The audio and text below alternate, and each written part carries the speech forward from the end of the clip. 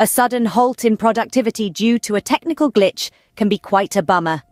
One such troublesome error that has been plaguing Windows users is the notorious Operation Failed 0x0000011B error.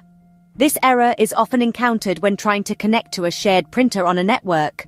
When this error strikes, it prevents the printer from performing any tasks, thus impeding workflow and causing quite a bit of frustration.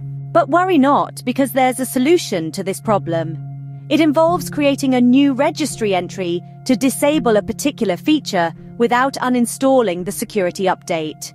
However, it's worth noting that modifying the Windows registry carries a certain level of risk. Hence, it's always wise to back up the Windows registry and create a system restore point before diving in. So how does one go about this process?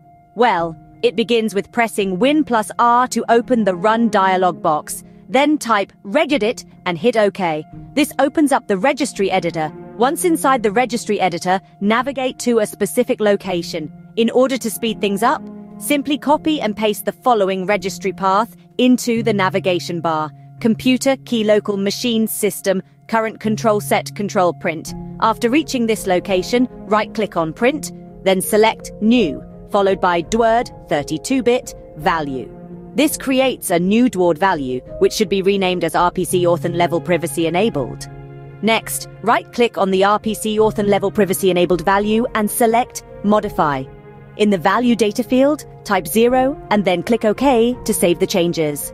With these changes saved, close the Registry Editor and restart the PC to apply the changes. After the restart, try to use the shared printer again. The Operation Failed 0x0000011B error should now be resolved. To summarize, the steps to fix this error involve opening the Registry Editor, navigating to a specific location, creating and modifying a new DWORD value, and finally, restarting the PC.